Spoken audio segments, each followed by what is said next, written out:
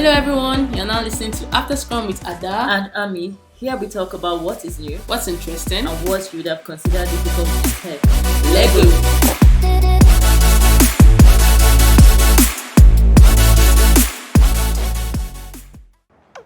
Welcome back, ladies and gentlemen. It's Ada and Ami. Hi and guys. This is AfterScrum. Yeah, you're welcome back to another episode. And this week, there are so many interesting things going on in the tech space. Hey, before we go on, how are you? How have you been? How has the weekend been? Yeah, it's been interesting. Good. No, like the last 2 weeks. Yeah, I think we're going back to our boring tech life now. I don't like it. To just well, it makes sense after 2 weeks of crazy things to actually take a break. No, I don't want a break. I'm liking this socialized life, and it's not liking me back. Yeah. Well, maybe who knows? Maybe next week. Let's see how it goes, though. Yeah, if you guys have something interesting, invite us. Yes. We want to go out. Like, we are two young ladies. Come on. We should be going out. Exactly. These are our best years. Yeah, exactly. This is actually the time of our lives when we're supposed to be living our best lives. And making memories to give our grandchildren. Memories. So that when we're older, we have things to show. Yeah. Invite us. Yeah, so I think this weekend was kind of boring. But yeah. Actually, my brother left today. He went back to school, so it was kind of sad. Yesterday we just went. You want him to drop out? Which is so crazy, right? So we do this in my house where when everybody's around, everybody's around and everybody's happy. But when you're leaving, it's sad. But after a few hours, everybody's fine. Exactly. And I just text you back and forth again. Yeah. And it's so annoying that Chi, my last brother, he didn't come back. And so I've just been see if he came back it would have been more interesting, but I know that if he came back it would have been harder for me to actually see them leave, right? Oh, Mama bear. So it was interesting. It was just kind of it was family fun. Yeah, exactly. And that's I think nice. It's just them leaving made the house quieter. Oh, right. Yeah. So that's what I was up to this weekend. Yeah, it wasn't up to anything. So, I'm trying to breathe. It's very important. Anyways, very, very interesting things going on this week. Yeah. This week we have Oscar Fest. Yes. A lot of interesting lineup.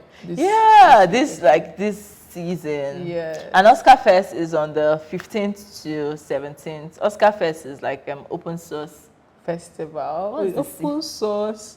What's the C? Honestly, I don't know. Oh my god! Open source turfs. If you're into open source things, you should be there, and it's happening in Lagos. So that's the venue. I can't wait for when Oscar Fest holds in Enugu. I don't think it's far-fetched anymore. I think it's something because the Enugu tech space keeps increasing. Yeah, I heard they came fourth in it's true. In Nigeria. That was actually really nice, and I think that kudos to all the people doing great stuff in Enugu. Yeah, I'm very proud of all of us and we're building. Yeah, and very soon, fingers crossed, Oscar Fest will be here. So we won't have to travel. Yeah, exactly. Yeah. But this one is going to actually be in Lagos. Yeah, it's happening on the 15th to 17th, and they have really interesting lineup. Yeah. They have speakers on e-commerce, women in tech, design stuff, how to break into open source if that's something that you're into. And being into open source is really, really good for your tech career because it kind of helps you to work with different companies that normally maybe you won't have the chance to work with them. And from there, it could be a freebie stuff, but you see yourself growing and they may even be interested in working with you. So I think open source is very good. Yes, I think that a lot of people actually started from open source. Open source, right? You get to learn a lot of skills, how to work best with people, how to use Git. It's very interesting how delete the whole repo by mistake. Right? It's so interesting how I feel that Git is such a small I won't say small, but it has a lot of uses. Day to day, right? You may get to use a few things, and then once in a while you actually realize that, oh shit, I need to do this thing, and I can actually do this thing with Git, and it's always so mind blowing, right? What's one of the mind-blowing things for you right Okay, when now? I found out that, you know, you can actually like stash like a commit and then switch to a different branch and then later come back to that, like stashing it means that, yes, stashing means that, okay, you don't actually like commit this particular, like you don't actually like add it to your commit history for some reason. Yeah, so you can actually like you stash it and then you keep building what you're building with the old this, and then later you can still bring it back. And but what's the difference stashing it and just checking out a new branch to continue? So it has like a different use case, right? Okay. So let's say that you want to just, for whatever reason, right, you want to go back to the point where you want to go back to the point before you actually like made this change. Okay. You can just stash it and then go back to the point before you made the whatever update it was, still in that particular branch. I don't know. It sounds like a lot of. It sounds like potato to me. No, it isn't actually. Yeah. And it's very. I think that the thing is right. I haven't even like.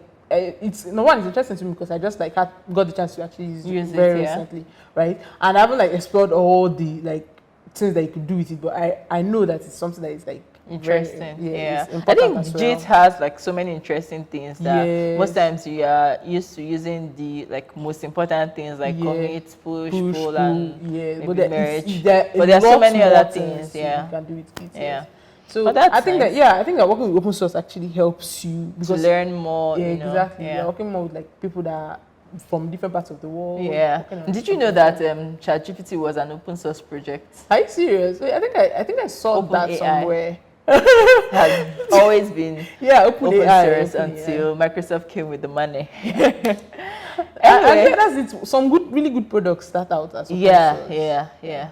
And when you're building stuff, sometimes you can go to like all these open source packages and actually use something that's built on something that they've started working with. So I think open source is really interesting. Yeah. I think you should, if you're in Lagos and if you can, you should attend Open Source Fest. Will be very interesting. It's one of those events. Yeah, it's a really big event event for every techie. Right? Yeah, there are other interesting events. Like in August, you also have like Gen Z Hack Fest. So just in case you are not able to go for Open Source Fest. Also in August, there's the Web3 Lagos Conference for people that are into Web3 blockchain, you know. Yeah. In October, there's Data Fest Africa. So like there's so many interesting lineup of events. You should actually like plan to attend maybe one of these events. Yeah, I think so too. It's still in the works. We are not sure yet, but yeah. So I think you guys should look out for these events. Very, very interesting. It's very good for networking as well, you know. So yeah, and on another interesting news. So I know for people who are very old listeners, you remember when we talked about Tingo when he made news to Bloomberg? Yeah. I remember how skeptical you were. Yeah, because they were asking for $500 million to expand, and I was like, okay, where is it? What are you actually expanding? Yeah, you know, went to their website, we couldn't see how to get their products, how to register, how to be part of it. And it's so crazy because I think I was holding out hope that they couldn't just be doing things up in the air. I was like, but Ami was like, no, these guys. Anyways, there was more news on Tingo, and we found out that they went to the stock market and put out their shares outside for people to invest. But there's still more news on people who are trying to figure out who are the people that use this Tingo, who did they sell the 30 million devices to, and how are they using it? How do they make their money? Where's their data? Where are the people? Where are their offices? I mean, ghost workers. For them to actually come out and say that we've done this, you have to be a unicorn, especially in Africa. There's no way you can do something like that and you're not known everywhere. There is like, you can't hide the lamp under a rug. Yeah, exactly. Especially among people that actually need this stuff in the first place. Yeah, if you're changing lives, that means that people have to come out to sing your testimonies that you've changed their lives so and so way. And we're just not seeing that. So like the mass is not massing. Yes. It's really not massive, and it's still looking like the same thing I called out, that we called out as at last year. So if you guys have like news that, okay, well, this is how it works, this is how it helps people, because I mean, we're in tech, and I think the most important thing in tech is to make lives better and help people, you know. And I think we would like to see such a technology helping people's lives. Yeah. If it actually exists, you know. Yeah, so that's it on Tingo.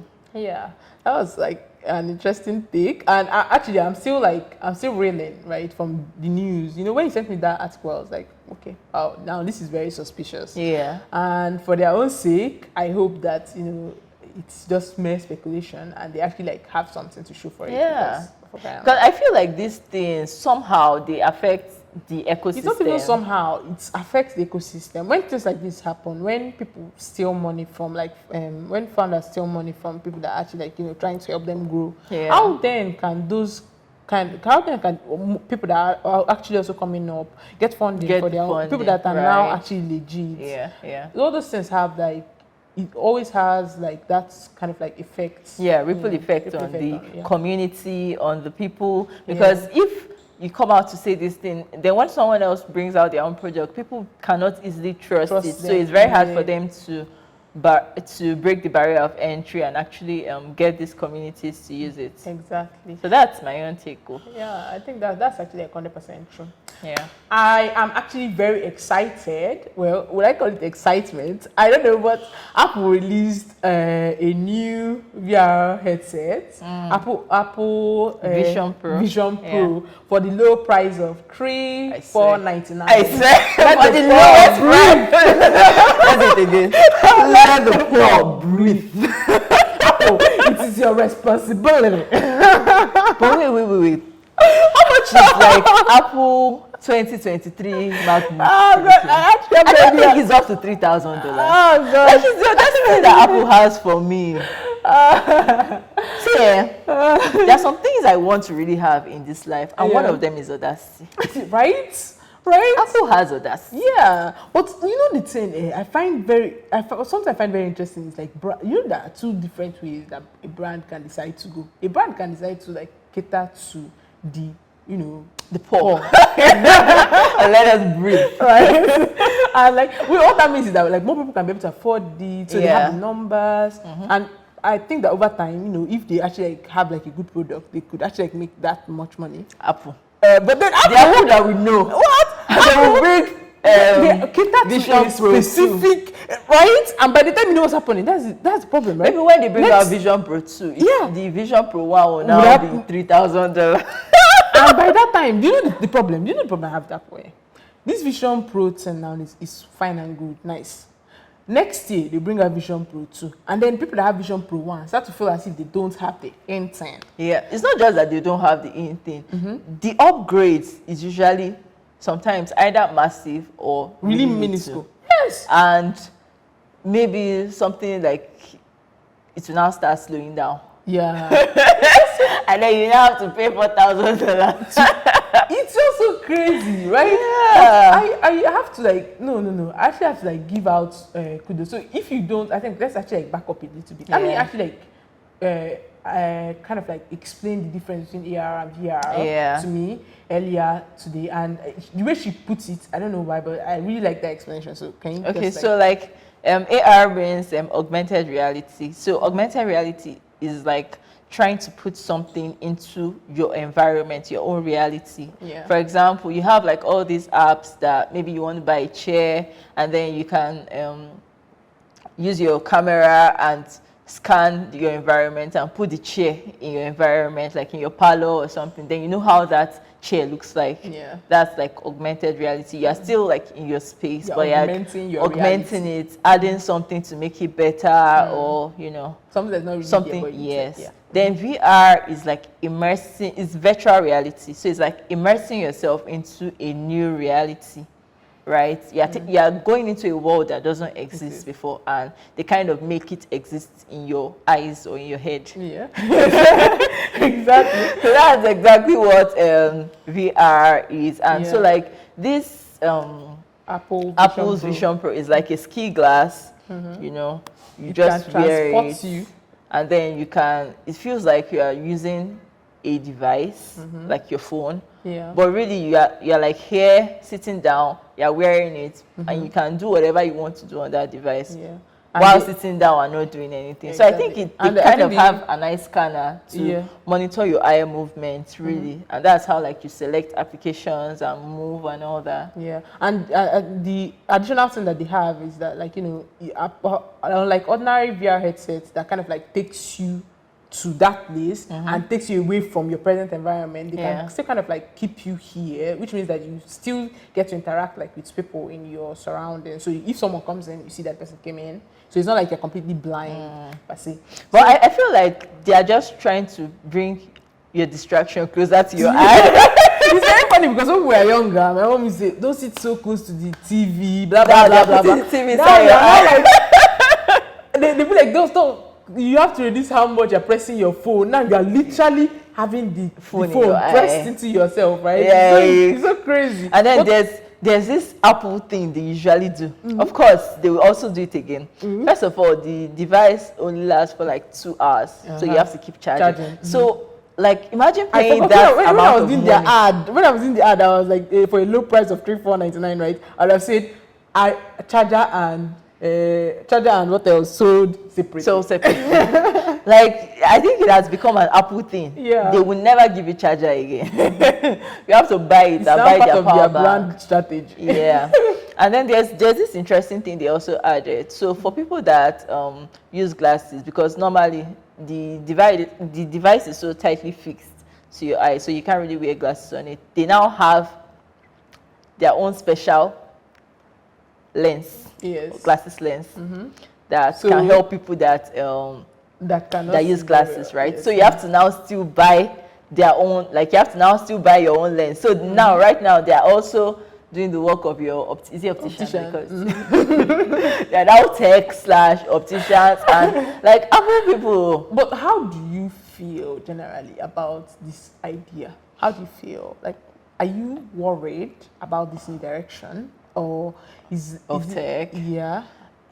So I'm not buying it. Maybe I've not really seen a use case that is interesting to me. But I think they're trying to cater to gamers, you know, because all these people that play Call of Duty and all these interesting games, they like to immerse themselves in game. But I'm not really a gamer, so I wouldn't say like I can see defeat for me. But I was thinking that, okay, I actually like saw, I think that thing was like probably just like one of these gifts, right, where the guy had the glasses on and with it he could kind of like, so you see how we have like monitors and then we project our stuff from the laptop to the monitor, so he could kind of like do something like that. So while he was typing, he could see what was, so just imagine that like when you're coding, right, with the Vision Pro on, you don't necessarily now need a monitor, because as you're typing, it's kind of like projected. Am I going to type in the air as well? Like, no, you have like your. So why am I carrying my laptop? So why am I using my MacBook Pro and I'm still looking up?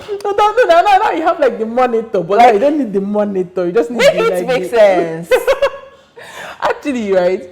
Does it interest you? I don't know. I am in this place where I am curious, right? Okay. I think that what is very interesting for me is the fact that Facebook has been the one that has been this whole AR, VR, their Spark AR, and so many competitions they run every year. Exactly. So, okay, by the way, when this came out, right, I read Mark Zuckerberg's, like, when they had a meeting, exactly, and he was like, well, that he was worried.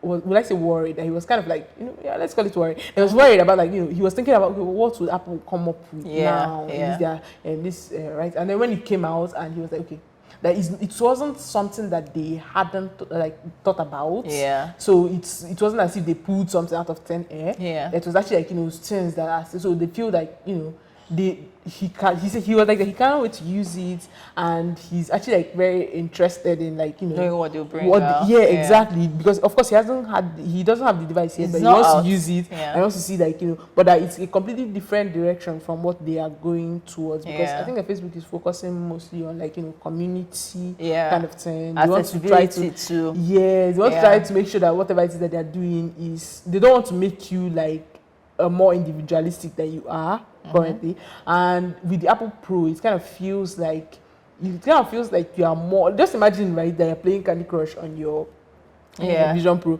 right, and someone's complaining to you about something, or someone's talking to you. You can play your apparently you can play your Candy Crush while the person's talking to you, right? So which even means, just like you said, you're bringing the distraction very close, right? So it's just like really interesting. Looking at the price, we have like, this is not the first VR device. We have the Oculus. You also have like your Meta VR devices, like.